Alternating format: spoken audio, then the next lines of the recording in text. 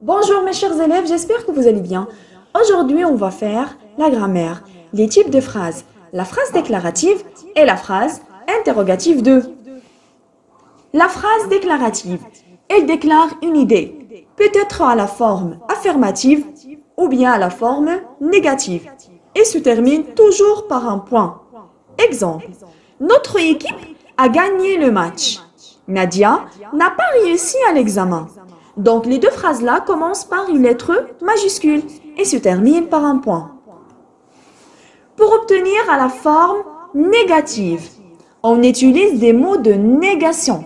Écoutez bien, les mots de négation sont ne pas, ne plus, ne jamais, ne rien, qui encadrent le verbe.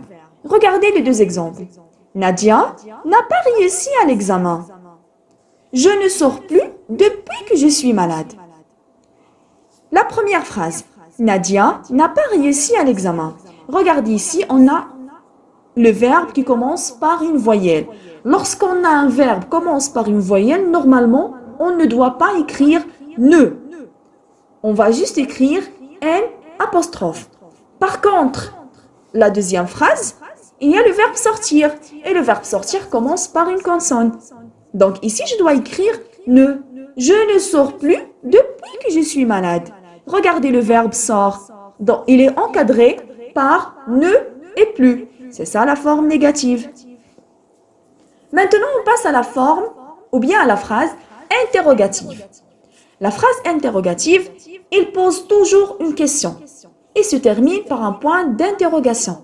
Et ça peut être aussi à la forme affirmative ou bien à la forme négative. Exemple. Qu'est-ce que tu fais? Qui a cassé le pot de fleurs? Ne vois-tu pas ce nid dans l'arbre? Donc, les trois phrases servent à poser une question. Regardez, aussi les phrases interrogatives commencent par une lettre majuscule et se terminent là par un point d'interrogation. Peut être formée à trois façons. Donc, la phrase interrogative peut être formée à trois façons. Tu aimes la campagne? Tu aimes la campagne? Donc, ici, c'est l'intonation, bien sûr, plus point d'interrogative. Ou bien, voilà, c'est l'intonation plus point d'interrogative. Deuxième phrase. Est-ce que tu aimes la campagne? Est-ce que tu aimes la campagne? Donc ici, on a utilisé est-ce que qui s'exprime bien sûr une question. Est-ce que tu aimes la campagne? Et toujours, on n'oublie pas de mettre point d'interrogation. Aimes-tu la campagne? Aimes-tu la campagne? Et c'est l'inversion du sujet. On a mis au début le verbe, après on a mis le sujet. Donc ça s'appelle l'inversion du sujet et aussi ça sert à poser une question.